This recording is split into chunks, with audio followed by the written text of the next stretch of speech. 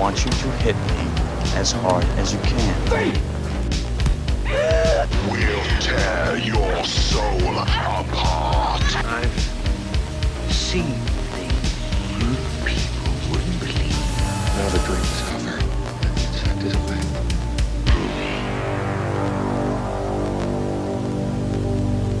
Hey, what's up, everybody? This is Josh. This is Talking Movies. My name is Josh. What's up, man? I'm Randall with the Punk Rock Review. And I'm Chris with nothing. Let's go. I've got one question. Have you guys seen Star Wars? Because Never. people tell me I look like Han Solo.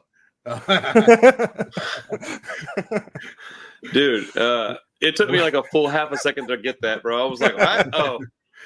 We're talking about today one of my favorite movies from 1997, Paul Thomas Anderson's Boogie Nights. You are fired! What? You're fired! It's jealousy, it's deceitfulness, it's vindictiveness. But, I mean, God, what can you expect when you're on top? Oh, wait. Love this part. New Line Cinema presents a portrait of 2 decades in the life of a business, the days of a dreamer, and the nights in between. Boogie Nights. Is this really one of your favorite movies? Absolutely. Interesting. Well, I'll sit and be quiet and wait for an explanation. Okay. No, that does not. That I'm not saying that I didn't like it or it is bad. That's not accurate. I'm surprised it's one of your favorites. To be clear, you guys have seen the movie before, right? Yeah, it's like the third or fourth time I've seen it. Okay. I saw it like a long ass time ago. I mean, I didn't see it. It has definitely been a while. Yeah, I didn't see it in '97, but I mean, Like a teenager or something. We're like, Yeah. ooh, there's lots of boobs in this movie. yes. That's probably what most people saw at the time. Well, Yeah. This is the movie that made me realize that Julianne Moore's hot, or was. Oh yeah. Yeah, I mean, I've always thought she was kind of pretty, but man, this one, yes, sir. most definitely. Yeah. Um, But yeah, so like I saw it way back in the day, and I hadn't seen it since. I mean, I never knew who like Paul Thomas Anderson was at the time. I mean, I know this was only his second movie, yes. so later kind of learned a little bit about who he was after he released a few more movies. Yeah. I mean, no one knew who he was until this movie. This Yeah. is like his Pulp Fiction, basically. Right. Nice. It's his version of Pulp Fiction, more or less. Oh, but this is announcement to the world because Hard 8, we did that on the show like a year or more ago. Been a little while. Movie, but it didn't even really get distributed. Like no one saw it for a very long time. This was the movie that popped, and partly because of its lurid subject matter, but I think it's just a really good movie too. What did you guys think about it watching it this time? So, go ahead, Chris. No, I was just saying, like, I'm also kind of shocked. I mean, I'm shocked and not shocked. It's one of your favorite movies. I like it, but I have quite a few problems with it. Yeah. And I do have a few questions about it too. Like, I mean, really, the main one is how the hell did he get to make this movie at 26 years old. 26 for his second movie? After having. Not that interesting, at least box office wise, of a first movie. Like, how did you get to make a 2.5 hour, like, character driven, like, hangout movie at that point in his career? Like, it's kind of insane. It is insane. I every time I watch this movie, I'm like, how the hell did he get this made? I do think that people just saw the script and were like, this is kind of crazy. It's kind of different. And it was also the 90s. This is 97. So it's, there was a big indie movement in the 90s. That's true. Yeah. And, I mentioned Pulp Fiction. Tarantino was a huge part of that. Really started in like 89 with things like Sex, Lies, and Videotape and Soderbergh movies and stuff like that. But then it was Reservoir Dogs, Pulp Fiction, It was Spike Jonze movies. Dude, yes. Like being John Malkovich. Well, I guess being John Malkovich was 99, but there's tons of like gems from the 90s that are like everything from silly comedies all the way up to like really serious dark movies that were only made in the 90s, couldn't be made now. What's that one called? Killing Zoe. Like I watched that twice the other weekend. Yeah, like, in one day. I watched it twice. That's Tarantino's friend. They worked together at the video store. The video store, correct? Yeah. Eric Stoltz is in it. Like Roger Avery. Yeah, bro. There you go. I watched it twice. I mean, in all fairness, I was working, so I missed a bunch, which is why I watched it the second time. But I did have it on all day. Sorry, this is a book that I bought years ago. It's Rebels on the Backlot. It's about the 90s indie movement, actually. Nice. It was on the shelf behind me. It goes over Tarantino, Soderbergh, Fincher, Paul Thomas Anderson, David O. Russell for like Three Kings. Wait, the movie like with George Clooney, and Ice Cube. That's an indie movie? I guess so, yeah. I love that movie. I've actually never seen it. What? That's my pick. Okay. Well, I was gonna say Kids again, but that is way more like not as depressing. So okay. I would love to hear what you think about it. I like all the actors in it a lot, so you may not dig it. Who knows, man? But I hope you do. Yeah, I'm kind of hit or miss on David O. Russell, but he's got some good stuff for sure. There's some stuff in there when you watch it, you're gonna go, oh, this is why he likes it. There's gonna be like 3 or 4 things that happen, and you're gonna go, yeah, all right. it's one of those ones that gets talked a lot about that time period. Yeah, I think I've seen bits and pieces on like cable or something. It's a great movie, man. It's a fun movie. Somebody else is in that movie too, right? Isn't it? It's Ice Cube, Mark Wahlberg. Mark Wahlberg. That's Mark Wahlberg. Yeah, okay, yeah. And what's his face? Clooney. Yeah. Dude, that's how much I like it. I could pull out Mark Wahlberg out of my head being in that one. But like, yeah, good flick, dude. I won't say nothing else about it. Good flick, man. Speaking of I think Wahlberg. I probably have a copy of that. Yeah, Wahlberg, dude. So I think I kind of feel a little more into it than Chris, but along the same lines. I like it. I actually like it quite a bit, but I have quite a few problems with it. And then there's also, actually, that's not okay. I have a couple of issues with it. I don't want to say problems. I have a couple of little issues with it. Okay. I like it overall quite a bit, but there's a few scenes in it that really, really bother me. And it's not because they're not well made or anything. It's personal shit. Like the part where they go into that guy's house and they're trying to sell him the fake drugs. Oh yeah. And the guy's popping the fireworks. Well, I've literally been in that exact situation where I was trying to rip somebody off, and the guy was a psycho, and I was sitting in a car with his friend, and his friends are in the back seat playing with handguns. My buddy is inside doing his thing, and then he comes running out the door. I got these dudes behind me that I don't know. And we end up getting into a fight with them. A gunshot goes off. A dude ends up bleeding. We end up skeeting out of there. And like, so like I was watching the movie and I was like, well, yeah, dude. I was like, I literally got worked up and was like, oh, and I was just like, man. And I was like, hurry up and get out of the house. Oh shit. Sorry. I moved too far. I need to turn my light up. But, I literally was like, man, I was like, it was bothering me that they were in there so long. And I was like, dude, get out of the house. Oh, yeah. I knew like it's eccentric. I've known dudes like that where they're not the one that's doing the bad stuff to you. It's the people that they hang with that are doing the bad stuff. Right. I knew those people, man. And I was around them a lot. And that scene was extremely accurate. Like that was one of my favorites. That was one of my favorite scenes. I mean, that scene's great. Was it Alfred Molina? As the drug dealer or main guy or whatever you want to call it. Yeah. Oh, dude, it was what's his name from The Punisher? That was the douchebag. Thomas Jane. Yeah. But I mean, overall, and then like whenever Julianne Moore called and it was asking about her kid, and then later on her kid calls and she's doing blow, and she's like, they're like, oh, she's not here right now, and she's doing blow. But earlier she was crying because she couldn't get her kid on the phone.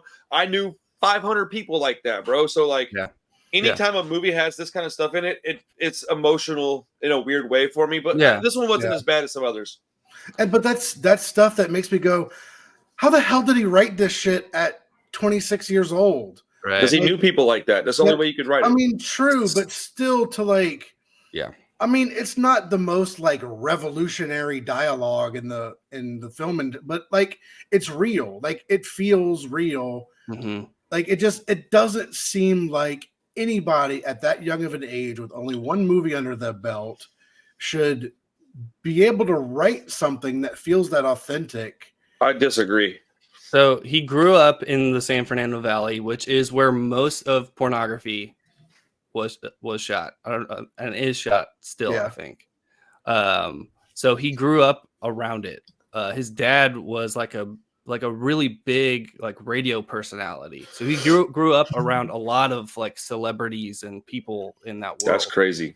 So he's seen all of that stuff. So I think it is personal experience. One of the things that he does in basically all of his movies is he always Maddie's going to bed. Going to bed, yeah, bedtime.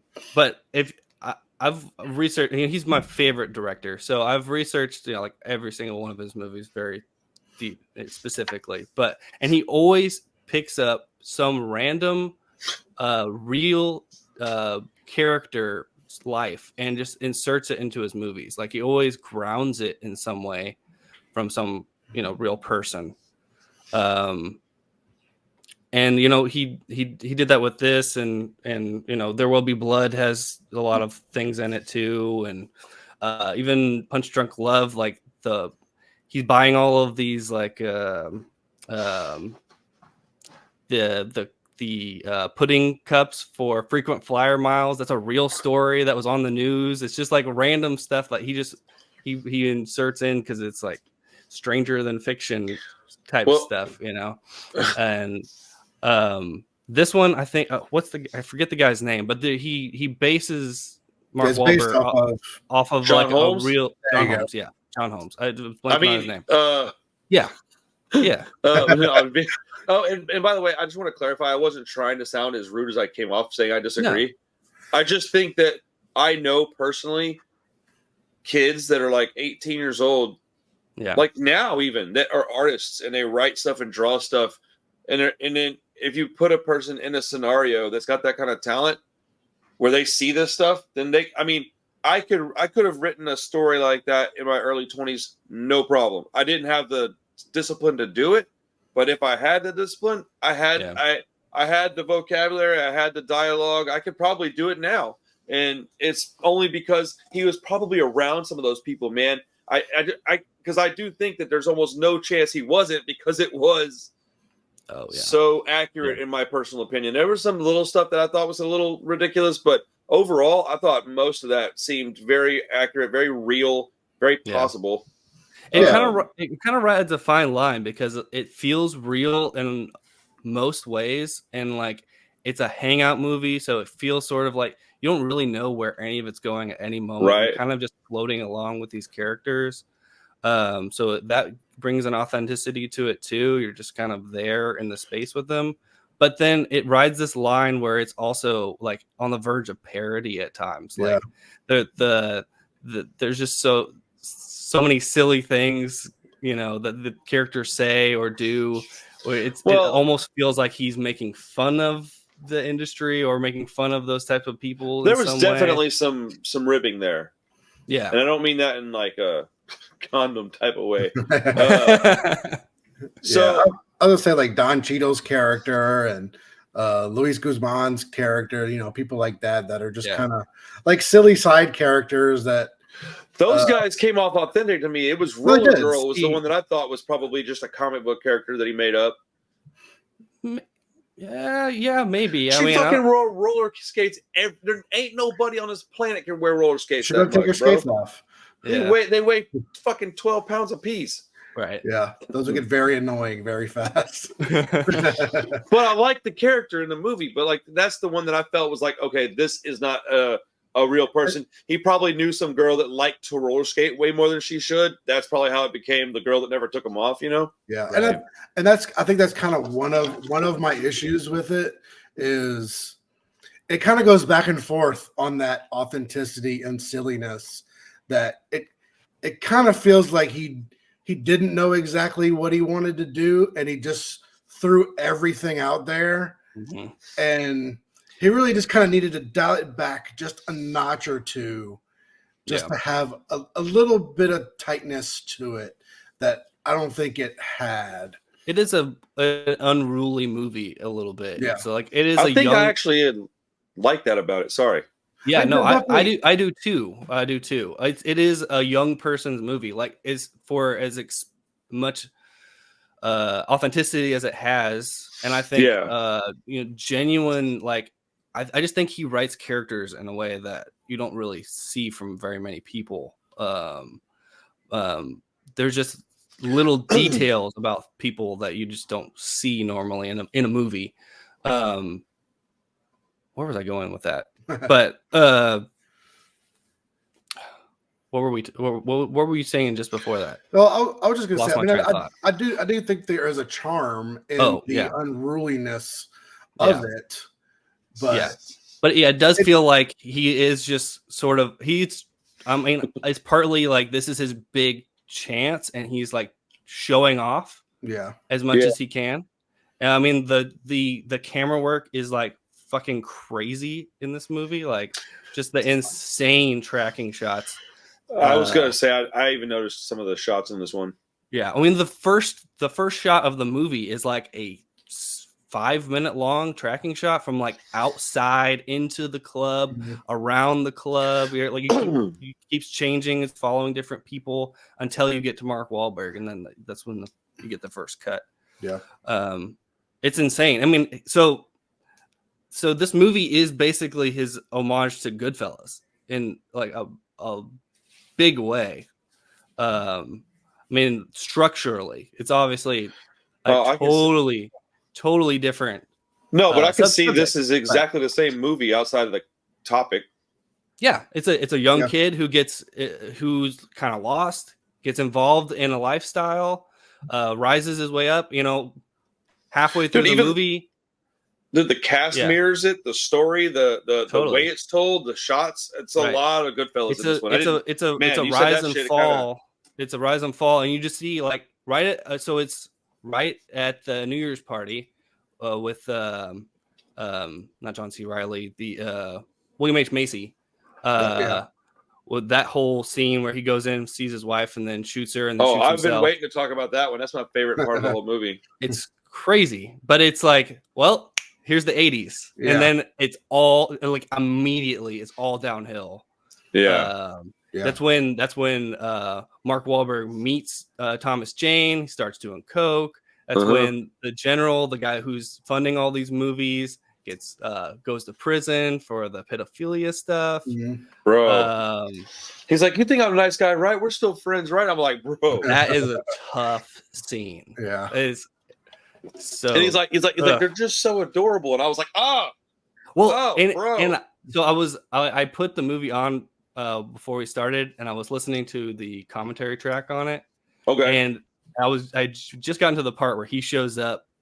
The general shows up to the party for the first time with that really skinny little girl that ends up ODing.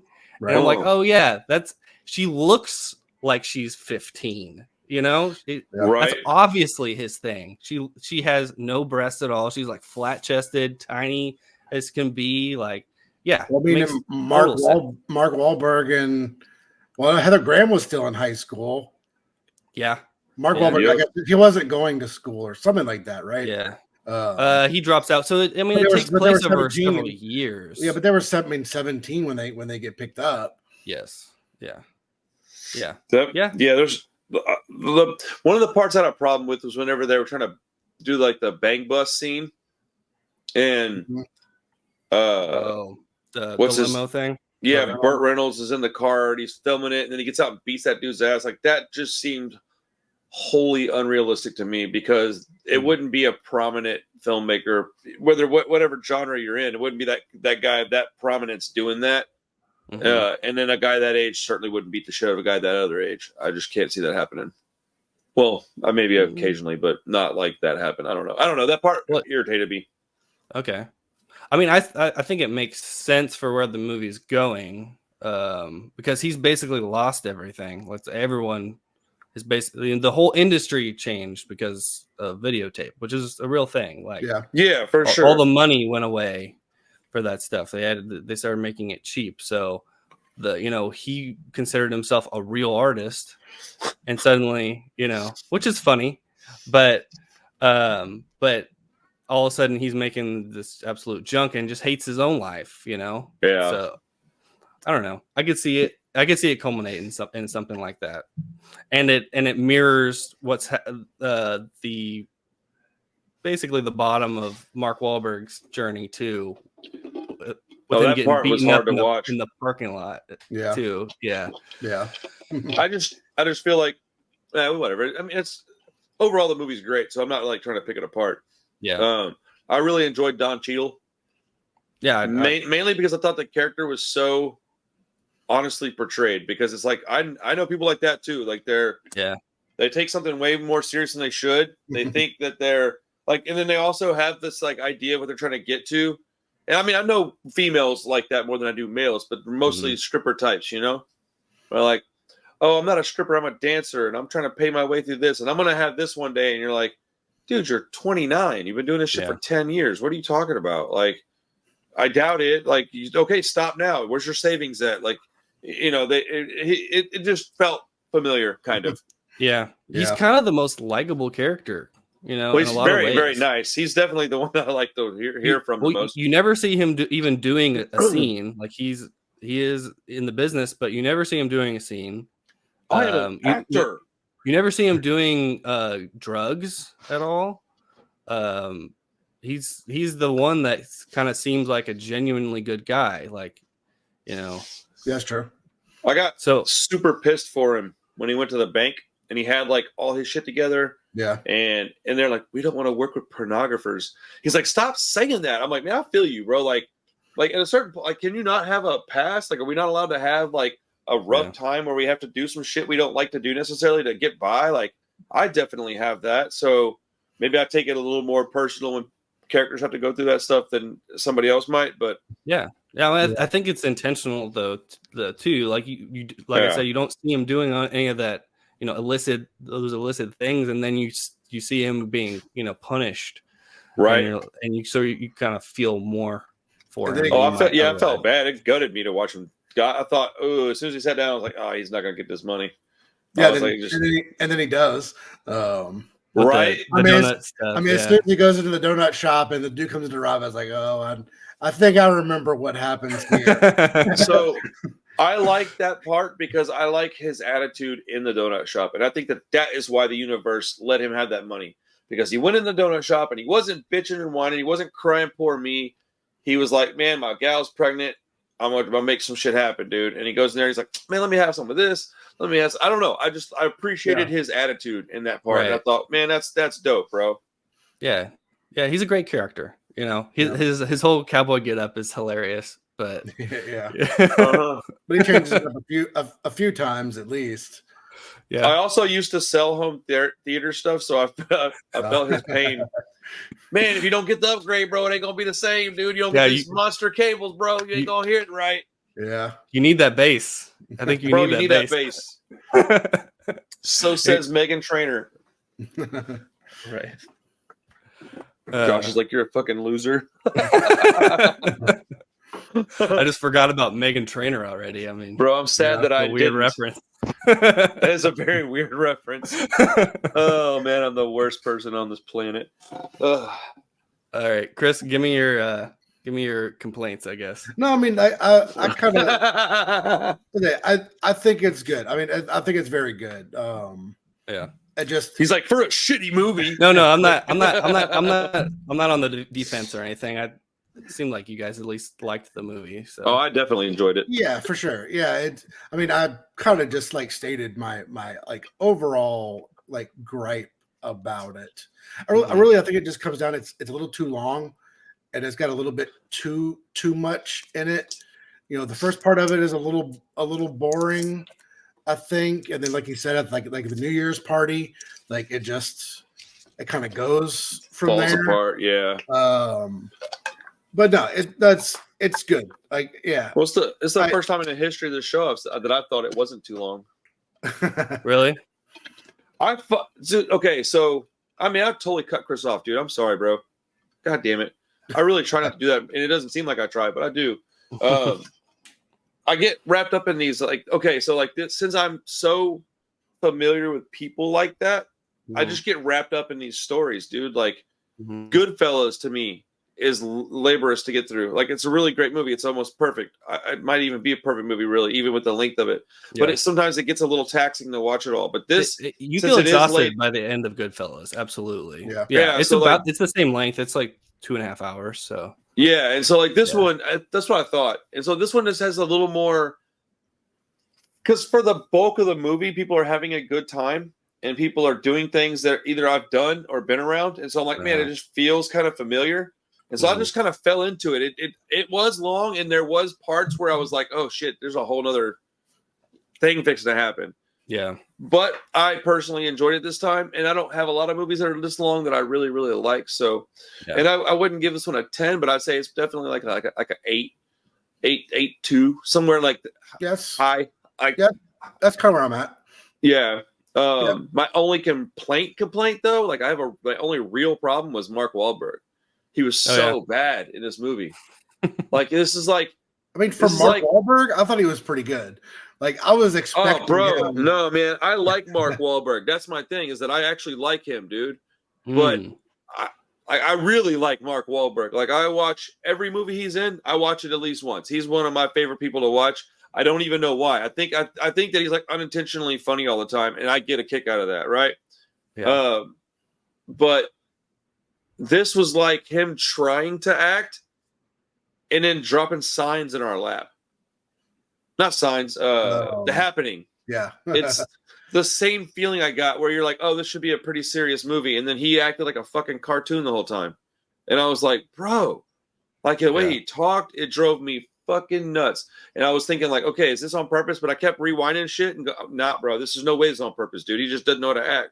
But it also, the naivety, like, it kind of came through in his character too. Like, it wasn't a bad choice, but it was like nails on a chalkboard, man. Every time he opened his mouth, I was like, fucking shut up, bro. I mean, I was gonna say, I think my review on Letterboxd was gonna be is I agree with his mom. Like, he is an absolute idiot. He is. I mean, she was definitely like taking it too far as a mom. You can't really do that. Yeah, that shit was wild. She was kind of right. He's a moron, but I mean, that's funny, bro. He did the one thing, I guess, that he was built for and he could do. So yep. Bro, that's hilarious. Sometimes you get brains and sometimes you get a big dick, I guess. Man, you know. Yeah, I will say that one of the parts that I thought was amazing was whenever Burt Reynolds first meets him and he's like, well, I mean, you know, if you want to look at it, it's $5. You want to touch it, it's 10 or whatever it was he said. Yeah. And I was just like, hey man, you gotta make some money, bro. It is what it is, dude. Yeah. If I was 22 years old with a 13-inch dick and single, I'd probably do the same thing if I needed to. Actually, I'm 100% certain that if I was in his position, I would have at least done porn for sure. When they're at the pool party and the general asks to see it, like just like out in the open, that look on his face when he sees it is like, thank you, bro. It's just so hilarious. I don't know. There's so much of this stuff makes me laugh. You know? When he's like banging Juliette Lewis, and then like he like comes inside of her. This is gonna get you demonetized anyways. So whatever. I picked a movie about porn, right? That's what it so is. When he's like banging Juliette Lewis, and he comes inside of her, and then they're like, we missed the cum shot because he came inside of her, and Burt Reynolds is like, well, blah, blah, blah. And he goes, I mean, I can do it again if you need. I'm like, oh, you goody two shoes bastard, stop kissing ass. Because he's 17. Yeah, that's true. Well, as soon as as soon as he starts doing the coke and stuff, he starts having problems. Oh yeah, no, that pendulum was definitely going to swing back the other way. But he runs out and he's like, it's my big dick. I want to fuck right now, dude. That might be the best line in the whole movie. It's my big dick, and I want to fuck. I want to do it right now. Yeah, that whole conversation or argument between him and Burt Reynolds was like his shining, like stupid moment that just all of his stupidity just came pouring out. Dude, yeah. He's like, I'm not going to shoot you at the state you're in. What do you mean state? State of California? I know where I am. Bro, man. You know what's funny is right before I watched it, I don't know what, I guess my phone's listening to me. Right before I watched it, I was in the kitchen and I was on my phone dicking around. I was cleaning up and getting something to eat. And I saw a video of TRL. Remember that show? Mm-hmm. It was a clip of TRL. And on TRL was Mark Wahlberg. And he was standing and he was like, had his hands in front of him. But he had this real serious look on his face. Like he was pissed, dude. And then it pans over and in walks Eminem. And I don't know if you remember the shit that they used to have against each other. But Eminem had a whole song talking about back when Mark Wahlberg was Marky Mark. Blah, blah, blah, blah, blah. And he talked shit about him a little bit. And he was like, Eminem walked right up to him and goes, "Hey, buddy, what's up?" And like pats him on the shoulder, and you could just feel Mark Wahlberg's anger through the fucking thing. And so when I watched this movie, I had like that in my head. And so when he starts getting mad at Burt Reynolds, I kept having flashbacks to that part in TRL. But in my head, he was standing there in that Speedo getting mad at Eminem. And it was just, I don't know. It was stupid, but it was funny. Well, he's like, he got like super religious and stuff, right? Like, I think doesn't he condemn this movie? Yeah, he condemns the movie. Like, wait, what? He condemns this movie. Huh? He doesn't want to be associated with porn, smut, whatever. Right. I mean, the whole Marky Mark thing. We all grow up and change, but yeah, this movie made his career though. It did. Yeah. Oh, did it? Straight up. Yeah. I thought Fear was the catalyst to that, but or Ted. Ted. Dude, Ted. Okay, Ted is when I became a fan of his. That movie, I was like, all right, cool. I like this guy now. Dude, Ted is not my favorite, but The Other Guys is probably my favorite Mark Wahlberg movie. I've never seen that one. What? I've seen Ted. No, dude, The Other Guys. It's better than Ted. Yeah, I don't really like Ted though. I mean, that's not surprising. when he's arguing Will Ferrell and he's talking about he's like what do you say something about if you were a tuna and I was a lion, I'd swim out in the ocean and eat you, and Will Ferrell just goes, but that doesn't seem logical because if you're out in the water, me and my tuna friends will just gang up on you, and Mark Wahlberg's like, I'm gonna punch you in the just losing his shit on Will Ferrell, dude. Yeah, it's like peak Will Ferrell. It's dude's peak Mark Wahlberg too, man. Like, yeah, probably, yeah. Then and like at the very beginning, whenever The Rock and Samuel L. Jackson are like on that 25-story building, they're like looking down. He's like, "You want to go?" He's like, "Let's go." He goes, "Aim for the bushes," and they just jump out and they die. Yeah, so stupid. Dude, and like they're in like the police station, and Will Ferrell's typing and whistling, and Mark Wahlberg's like, "Would you shut?" Yeah, bro. Man, I might watch that tonight. Actually, dude, that movie is fucking hilarious. It's funny. I think I've only seen it once, maybe twice, but it's been a long dude. time. I've laughed at that movie. Like Mark Wahlberg getting so angry at Will Ferrell is what I like about it. He's angry at the whole movie. I feel like it's kind of like me. He probably really was annoying him and pissing him off the entire movie. Probably. He seems like he is the straight man, like kind of like takes himself too seriously. He does seem a little uptight, takes him too serious. He is uptight. Dude, that Eminem thing was hilarious because Eminem was being all very intentionally like too buddy and antagonistic, but it's like super young Eminem, and it's great, man. Yeah. Well, anyhow, I think I like the movie. I had a good time. Oh, I would watch it again here in the next 6 months. It deserves a revisit. I had seen it before, so admittedly I was a little preoccupied with other things on my mind. So I didn't sit down and just glue my eyes to it because I've seen it a few times. But there was about 4 parts where I stopped it because I heard something that I wasn't quite paying attention to enough. So I'd stop it, rewind it, and sit down and watch the whole scene. So I like the movie quite a bit, man. It's definitely a pretty great movie. I was just surprised that you liked it that much.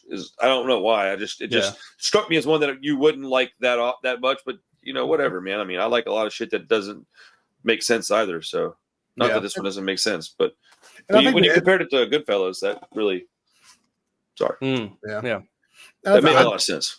I think the end's a little weird. They just he just kind of comes back and like they're like a big happy family. It is a little.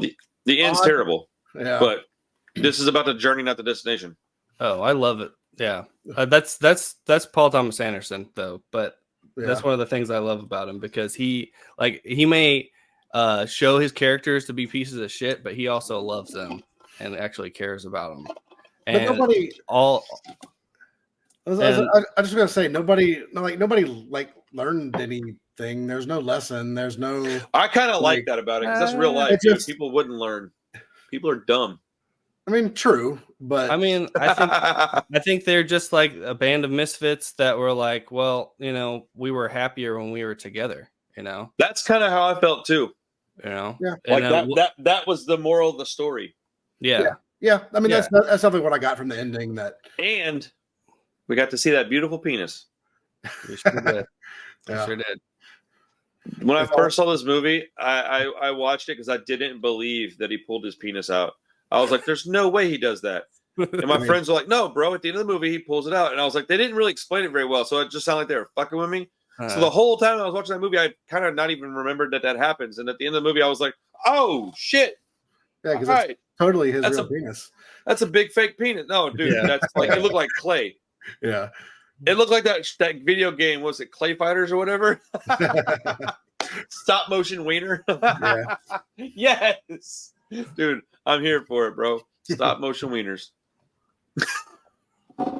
Yeah, it's a great way to end the movie. Yeah. I mean, in all fairness, that part of it, if they would have ended with the dick on the screen and then just credit roll, this might be a 10, bro. Yeah. Like that would be that. They did make you wait through the entire movie to see it. Yeah, just like a close up of like a vein. You're like, what is that? And it backs up, and you're like, oh, Jesus. He's not dumb though. Like he did that on purpose. Yeah, I'm sure. And also like people are gonna talk about that. We're like, you gotta go see it, because at the end of the movie, he pulls his dick out. Well, that's what got me to watch it, because I didn't believe that it was really real. Like a ton of people watched it for that. Guarantee. I think that he knew it was a long movie, and so at the beginning of the movie, he's like, okay, how do I grab everybody's attention and make them stay till the end? It was that close up on his jeans where you're like, okay, he's well endowed, but like to what extent? And then later in the movie, he says the words 13 inches, and you're like, oh shit. Well, and how everyone keeps reacting to it. Like you're not seeing it. Everyone's reacting to it like, whoa, what the hell? Like, I mean, really though, if I walked up and somebody goes, I have a 13-inch dick, I would be like, can I see it? Like, sure, yeah. I mean, I would be like, that's fucking incredible, dude. I'm like, well, I have a ruler, so let's make some content. But that's flaccid too. Okay, so to nobody's surprise, I got a story about this. So, my buddy Richard, we were at a tattoo shop, and I had my penis pierced once. Right, it was the most embarrassing thing I've ever had to do, because the guy that pierced it was somebody that I knew for like years before, and it was just but my buddy Richard, he was like, I'm an average man, all right, whatever, I got 3 kids, so clearly it works well. My buddy Richard though, he's more like fucking John Holmes, right? He's just dude, motherfucker tells everybody about his dick. So he had, I guess, I don't know what the word, wanted to get a bunch of piercings to where it had a Jacob's ladder, and so he had, I think, 13 piercings from the head all the way down to the back of his nutsack, right? We would go places, and he would just tell people about it, and exactly what I said would happen all the time. People go, "There's no way. Let me see it," and he would just be like, "All right." We would be at bars, dude, and I would see his dick like 9 times in one evening. Like, but and he'd be like holding his dick in his hand, like, "Hey, you got a cigarette?" I'm like, "No, I do not have a cigarette. I'm not sharing them with you. Leave me alone. You're gross." But yeah, man, it felt like that at the end of the movie. I was like, "Oh, Richard," and his name's fucking Richard, bro. It couldn't have been more perfect. Yeah. But yeah, man, he pulled that bastard out all the time. That's hilarious. Oh man. Dude, as a matter of fact, the last time I saw him, it was like, I don't know, 6 months ago. He was talking to me. He was in my garage, and he was like, "Hey, bro, I want to show you this song because he knows how to do." He came over to the house. He wanted me to make him a little Peep shirt and a Juice WRLD shirt. So he's in the garage. I'm making shirts for him. He's like, "Hey, check out this song," and he pulls his phone out, and he literally goes, "Oh shit, that's not a song," and it's a fucking video of this girl just gobbling him down, bro. And I was like, "Oh god, dude, come on, bro." He just starts laughing, and he goes, "Bro, you know you want to see it." I was like, "No, I don't. I really don't." Like, bro, I miss that motherfucker, bro. Man, you got some weird friends. Yes, I do. I love my fucking friends. We are very weird. It's more like you guys have the weird friend, bro. I'm the fucking weirdo. It's all right. Yeah. But I mean, dude, I mean, this movie was so unfortunately familiar for me, dude. It was like there were so many things where I was like, "Oh, I wish I didn't understand this the way I do," but oh well. Oh man, yeah. Dude. The guy at the house with the gun and that shit was crazy, bro. It was so just that scene was so accurate, bro. Like there's so many people like that.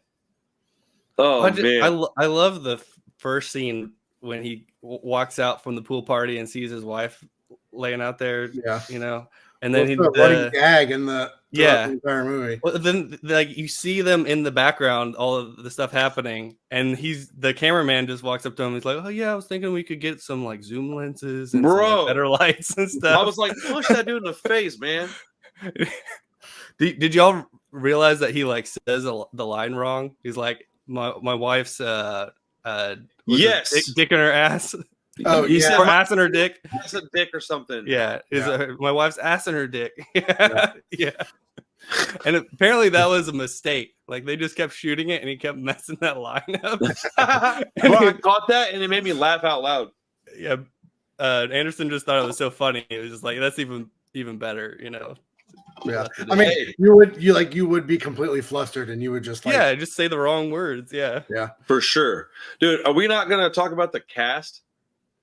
Oh, this cast was crazy. Yeah. First off, Burt fucking Reynolds is the guy that you would want to play that guy. Yeah. That is Burt Reynolds. That is his. Well, he was the 70s like sex symbol. That's what I'm getting at. He's the motherfucker. He's the guy laying on the bear rug, in the 70s. That's funny. He didn't like the movie either. He apparently hated Paul Thomas Anderson. Like they fought on the set the whole time. And once he saw the movie, he fired his agent for suggesting it to him, and basically disowned the movie. And then he got a Golden Globe award for it and got nominated for an Oscar. That's funny. You hate this movie, huh? Here, fuck you. Have some awards. Yeah. I mean, I did think it is kind of weird seeing Burt Reynolds in that role. It just doesn't seem like something. Yeah, up his alley, really. Well, he did a lot of junk, though. I mean, true. If you look at his filmography, who, Burt Reynolds? Yes, most of his movies are mountain of bad. No, dude, almost all of them, bro. Burt Reynolds was just cool, but his movies were garbage a lot. Well, he had Deliverance and The Longest Yard, and he had a few really big hits. Smoking the Bandit. Smoking the Bandit is the one I was thinking of. Sally Field used to be so freaking pretty, man. Yeah. But just more of the raunchiness to it. I didn't think of him really as a very raunchy guy. It was just surprising to see him in, even though he wasn't really doing anything himself, he was still a part of the movie. I think he was, just probably really down in his career at that time. Yeah. And I think he did a lot of sex scenes and things in movies too. He was known as a sex symbol, so I don't think that probably really bothered him. Maybe it did when he saw the movie. I don't know. I think he's great though. He's perfect. Good in it. He was really good. He's great. Yeah, I mean the whole cast is great. Like Mark Wahlberg probably is the weak link, which is so crazy. But I think he plays that role perfectly well. He was, he almost didn't do the movie because he he was known as an underwear model, and he was like, "Are you just hiring me because I was underwear model?" Like, That's wild. I don't want to do it if that's the case. And he had done a couple of movies. I think Fear. You mentioned Fear, and he did the movie called The Basketball Diaries with DiCaprio. Have you seen that? I have not. No. Wow. But that's another hard one for me to watch. So Anderson actually he tried to get DiCaprio to play that character first. Interesting. Wow, that'd be weird. Yeah, I mean, he was young at that time. Yeah, but he wasn't ever like built enough for that. Like he wasn't physically that kind of guy. Never has been. He's always been kind of he was kind of scrawnier back in the day. Yeah, he's always been kind of a pillow body. He turned it down to go do Titanic. So smart move, I guess. Yeah, probably smart move. But yeah, if you think of Titanic, Leo, he's not built at all. No. Can you imagine that dude pulling a 13-inch dick out? It might have changed his career a little bit, right? Yeah. He's drawing that instead of Kate Winslet. He's just obsessed with it. Dude, I want to have Titanic Boogie Nights, dude. Let's make a B movie, guys. Let's do it. There you go. Titanic Boogie Nights on a boat. We can do that. Yes, dude. Boogie on a boat. That's the title right there. Boogie on a boat. It's going down. No, not her, the boat. Like, oh, bro, we can do some really bad dialogue. Let's go. Yeah. We could do it. I was going to bring up, I felt like, I don't know if Randy ever watches, probably not, but I know Chris did. The Babylon came out last year. I think I mentioned it when it came out, but that movie reminded me so much of this one. Babylon? Especially I didn't watch that one. When with Brad Pitt and Margot Robbie, and it was a big you know what? I did watch part of that. Yeah. Hold on, let me look at the cover. It's a long movie. It's even longer than this. It's like a little over 3 hours. I think I watched a very small portion of it and fell asleep. Yeah. Well, there's a scene towards the end with Tobey Maguire that is basically the John Molina scene, but like ramped up to 1 million pounds of cocaine. Yeah, I don't even want to say what it is, Randy, because you just have you should watch it for the ending. It's okay. It is a good movie. It's fun. It's kooky and zany, and it's not as good as this movie, in my opinion. Yeah, the cast is pretty crazy, but it's fun. Yo, it's got Samara Weaving in it. Yeah, I'm in, bro. Yeah, smaller role. She's just in it for a few minutes, I think. Yeah, but her and Margot Robbie in the same movie is kind of crazy to me. Yeah, they have a scene together too. Yeah, so it's like it's almost like a singularity. Like they can't be in the same room together. That is weird, bro. Man, Samara Weaving, that's my girl, dude. I mean, at this point, I don't even have like a. It's not even like an attraction thing. I just like her as a person and her movie shit she picks now. I just like what I've seen thus far, and I hope she does some more stuff in the future. I heard they're doing a additional story to the one that broke her out, the wedding one, where she went to that family's house and they hunted her down. Ready or Not? Ready or Not. Oh, Ready or Not. They're gonna continue like a story with that character somehow. I don't really know. Huh. I don't know what they could do, but I like that character. I like her, so I'm down to at least see what they're talking about. But interesting. Yeah, that'd be cool. I'm about to rewatch Barbie pretty soon. Yeah. Yeah. Because I gotta see if I'm tripping, bro. Like I can't figure out why people like it so much. Oh, okay. So I just want to watch it again because I just don't think it's for you. I mean, I just yeah. I mean, you could be right about that. I mean, I think you have to look at it from the perspective of what a Barbie movie could have been and what they decided to make out of it. Because what they decided to make out of it was, just totally unexpected. I think it's like just a really odd take, and it's just kind of surprising that they were able to do it because it is kind of making fun of the whole concept. Okay. Yeah. I'm not gonna watch it like tonight or anything, but I was thinking I did put it back on my watch list. Yeah. I mean, sometimes I just get perplexed by stuff, and even if I don't like it, I watch it again just to see. There's any number of reasons why I might watch something else again that I don't necessarily really like. Sure. Not often necessarily, but it does happen. But it just keeps popping up on my feed, and I'm like, man, this fucking movie, dude, it's driving me nuts. I still want to watch. There's a couple that I still want to see though. I still want to see Godzilla. I haven't watched that yet. I'm really irritated that I haven't been able to watch that in the theater yet. I was so busy this weekend. I had man. And then I want to see Thanksgiving still. And then I think that's all I really want to watch right now is Godzilla, and I want to see Thanksgiving. Oh, I want to watch Five Nights at Freddy's still because I just don't want to pay $20 to rent it. So $5, whatever, but 20, man, that's a lot. Yeah. I thought I was going to be on something. Oh, it might. I don't keep up with that stuff the way y'all do. It's on Peacock. Yeah, it's on Peacock. Okay, it's on Peacock. It's on right now. Yeah. It came out like day and date. Like it was in the theater and it was on Peacock at the same time. The same way Five they did Nights that. at Freddy's? Yes. That's why it was a big deal that it made a lot of money in the theater because it was also on streaming and it still made money. I knew that. Yeah. I have Peacock too. me too. It was the same thing they did with the Halloween, like the last Halloween movie, I think. It was just day and date, like they did both. But it made good money at the theater. So, I'm just waiting for Poor Things, probably. Which one is that? And that's what I was talking about. The guy that did The Lobster.